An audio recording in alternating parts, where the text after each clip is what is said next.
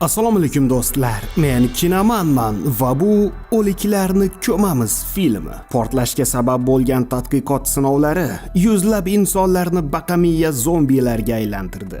Videoni tomosha qilishdan oldin like bosishni va keyingi film qahramoni bo'lish uchun ismingizni kommentariyada yozib qoldirishni unutmang. Biz esa boshladik.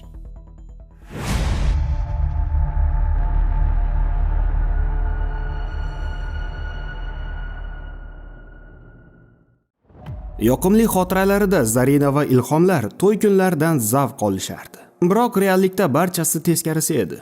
AQSh harbiylari tasodifan sinovda bo'lgan qirg'in qurolini portlatib yuborganliklari oqibatida kichik shaharchada yashovchi 500 ta odam halok bo'lgandi. Jurnalistlar voqea sodir bo'lgan joyga borishga qanchalik urinishmasin, hech qanday sababsiz ularga ruxsat berilmaydi. Ilhom portlash sodir bo'lgan paytda shu yerda bo'lgandi. Zarina unga qancha qo'ng'iroq qilmasin, u javob bermagandi. U hozirda erini topish umidida hududni tozalovchilar qatoriga qo'shilish uchun Avstraliyaga uchib ketmoqda. Aeroportda barcha ko'ngillilarning telefonlarini olib qo'yishadi. Ko'ngillilarni ro'yxatdan olish tugatilgach, kapitan barchani yig'ib, mishmishlar rost bo'lib chiqqanligini aytadi. Ba'zi o'liklar tirilib, zombilarga aylanishayotgan edi. Agar kimdir ularga duch kelsa, bu haqida harbiylarga xabar qilishlari lozim bo'ladi. Zarina esa eri haqida bunday deb o'ylamasdi. Bundan so'ng barchani avtobuslarda vayron bo'lgan shaharchaga olib kelishadi. Ko'ngillilar jasadlarni topishga jo'natilisharkan, Zarina va yana bir ayol uylardan biriga kirishadi. Jasadlarni topganlardan so'ng maxsus texnikalar yordamida ko'chaga olib chiqilib, shaxslarni tasdiqlash uchun harbiylarga topshiriladi. Zarinaning sherigi ko'rganlarga chidolmasdan ortga qaytishga qaror qiladi. Qo'shni uydan chiqqan erkaklardan biri qusib yozilarkan, sherigi Aziz hech nima bo'lmaganday chiqib keladi. Bir-biriga ko'zi tushgan qahramonlarimiz esa sherik bo'lishga qaror qilishadi. Bu ikkalasidan yaxshigina guruh chiqadi va anchagina uylarga kirib, ko'pgina jasadlarni tashib chiqishni uddalashadi. Do'konlardan biriga kirgan Zarina chaqaloq beshigini ko'rib, o'zining homilador bo'la olmaganligini va Ilhom uni doim qo'llab kelganligini eslaydi. Shu damda kimningdir qichqiriq ovozini eshitib ortiga qayrilgach, ayol harbiylarni yordamga chaqirayotganligini ko'radi. Ichkariga kirgan askarlar zombini o'ldirishadi. Uylardan birining garajida qahramonlarimiz chiroyli mashina topishadi. Zarina yerdagi qon izlarini payqarkan, buyumlar ortida berkingan zombini ko'rib qoladi. U Azizni ogohlantirishi bilan u tashqariga chiqib harbiylarga xabar beradi. Zarina unga ko'zlarini lo'q qilib qarab turgan zombidan ko'zlarini uza olmaydi. Biroq askarlar kelishi bilan u yerdan ketishga majbur bo'ladi. Tunda shaharni vertolyotlar nazorat qilib turadi. Xonasida zimdan xaritani ko'zdan kechirayotgan Zarina janubdagi manzilgacha bo'lgan yo'lni belgilab oladi. Bundan so'ng narsalarni yig'ib yo'lga otlanadi. Olomon orasidan sezdirmasdan o'tgan ayol binodan endi chiqdim deganida uni askarlardan biri ushlab olib, ortiga qaytaradi. U esa ko'rganlarni unutish uchun bayram qilayotgan sheriklarning oldiga keladi. Aziz unga ichimlik taklif qilgach, u eri bilan nima sodir bo'lganligini so'zlab beradi. Qo'shimchasiga ular ko'rgan zombi butunlaycha maxluqqa aylanmaganday tuyulganligini aytadi. Uningcha u qo'rqib qolganday edi. Aziz unga ishonmaydi va o'zini noqulay his qilgan Zarina u yerdan ketadi. Sal turib ular uylardan birini ko'zdan kechirisharkan, ularga zombi tashlanadi. Shu damda Zarina uyg'onib ketadi va derazadan qararkan, shahar haliyam olov iskanjasida ekanligini ko'radi. Ko'ngillilar tong otishi bilan shaharga chiqishadi va sheriklarimiz garajlardan birida mototsikllarni topishadi. Ulardan biri Azizga yoqib qoladi, Zarina esa izlanishni davom ettiradi. Qo'shnixonada ziyofatdan so'ng o'lib qolgan o'nlab jasadlarni topishadi. Stol ichimlik va oq bayramliklarga to'la edi va Aziz bunday bazmdan quruq qolishni istamaydi. Unga xaritani ko'rsatgan Zarina undan janubga yetib olishga yordam berishini so'raydi va Aziz bunga rozi bo'ladi. U qasqa olib kelgani ketarkan, Zarina g'alati ovoz ortidan borib, tishlarini qashib turgan zombini ko'radi. U zombi bilan gaplashishga urinadi, biroq buni ko'rib qolgan Aziz unga qaytishni buyuradi. Bundan so'ng mototsiklni olib shahardan chiqib ketishadi. Bolaligidan shuni orzu qilgan Aziz minga qo'yib ketardi.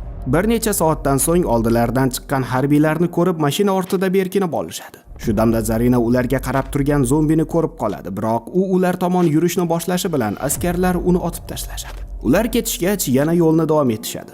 Ular manzilga qanchalik yaqinlashisharkan, shunchalik tutun va kul iskanchasida qolishardi. Navbatdagi shaharga kelishgach, restoranlardan biriga kirishadi. Biroz chanqoq qondirishgach, yo'l yurib charchagan Azizning yelkalari og'rib qoladi va Zarina jon deb uni massaj qiladi. U fizioterapevt bo'lib ishlaganligini, eri esa quvvatni qayta ishlash sohasida faoliyat yuritganligini va bu yerga korporativ uchrashuv uchun kelganligini aytadi. Kutilmaganda ortilarida paydo bo'lgan zombi jihozlarni uloqtirishni boshlaydi. Aziz stul bilan himoyalanmoqchi bo'lganida uni Mahmud ismli askar otib tashlaydi. U sheriklardan man qilingan hududda nima qilayotganliklarini so'raganida Zarina barchasini tushuntiradi.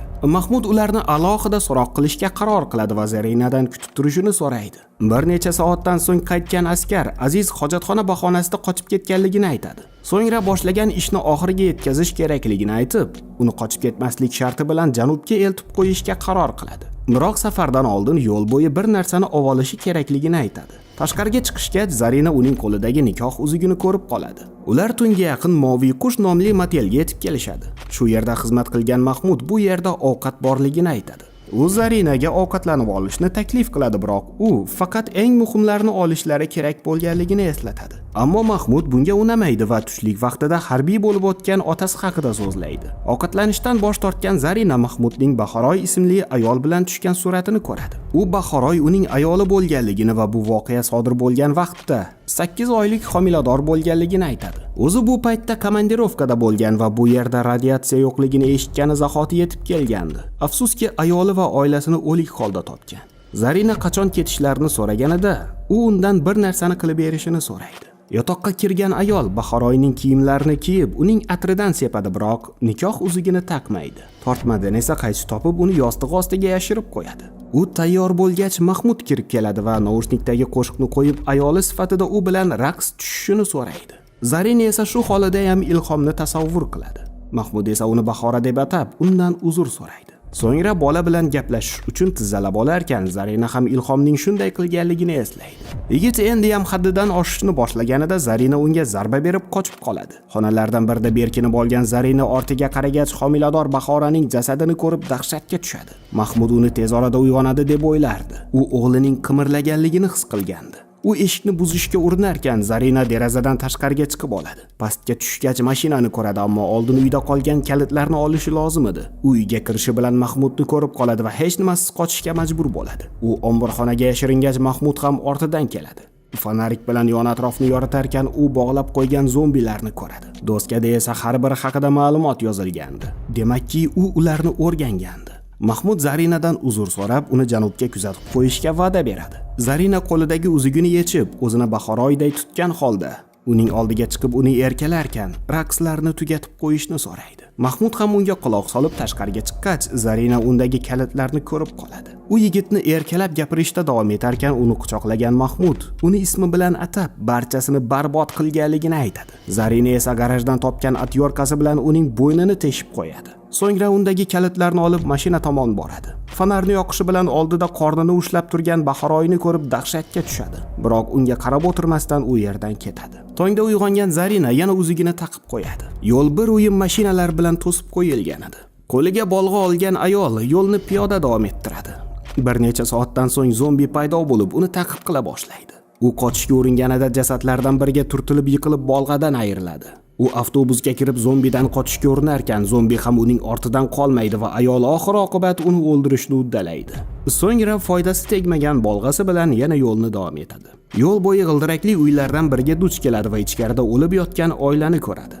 Ularni tashqariga olib chiqqach, uyga o'rnashib olgan Zarina manziligacha 6 mil qolganligini ko'radi. So'ngra uxlashga yotgach, jasadlardan biri zombi bo'lib uyg'onadi. Shovqindan uyg'ongan Zarina zombini o'ldirish uchun tashqariga chiqarkan, u oilasini dafn qilish uchun qabr kovlayotganligini ko'radi. U hech qanday qonxo'r maxluqqa o'xshamasdi va Zarina unga yordam berishga qaror qiladi. Ishini bitkazgach, Zarina zombining shaxs guvohnomasini ko'zdan kechiradi. Zombi esa qabr oldida o'tirib, meni ham ko'm deganday qiladi va Zarina buni jon deb amalga oshiradi. U oxir-oqibat hashamatli kurortga yetib keladi va ichkarida halok bo'lgan mehmonlar u bog'da berkilib qolgan zombini ko'radi. U barcha xonalarni ko'zdan kechirarkan, oxirida kravat yonida o'lib yotgan Ilhomni topadi. Uning qo'lidan ushlagan Zarina nikoh uzugi yo'qligini payqaydi.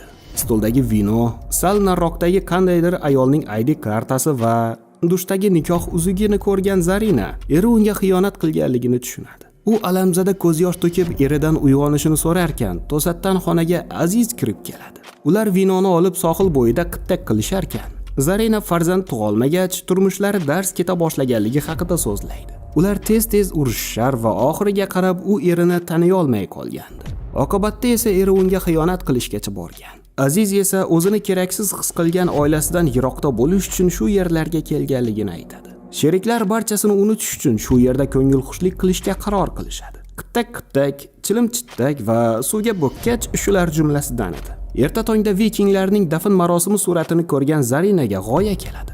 U nikoh uzugini yechib Ilhomning jasadini olgan holda Azizning yordamida uni plyajga olib tushadi. So'ngra jasadni qayiqqa joylab, yoqib yuborgan holda okeanga qo'yib yuborishadi. Bundan so'ng mashinaga o'tirib u yerdan ketishadi. Moviy qush moteli yonidan o'tisharkan oldilariga qorni kichiraygan Bahroy chiqib turganligini ko'rishadi. Zarina uning tug'ganligini tushunadi va u yerdan ketib qoladi. Shu damda yig'i ovozini eshitib xarobalar oldiga oshiqishadi va u yerda yangi tug'ilgan chaqaloqni topishadi. Ha, bu maxluqdan dunyoga kelgan ilk inson bolasi edi. Do'stlar, tomosha qilganingiz uchun rahmat. Video yoqqan bo'lsa like bosishni va kanalga obuna bo'lishni unutmang. Keyingi sahnalarda uchrashguncha xayr.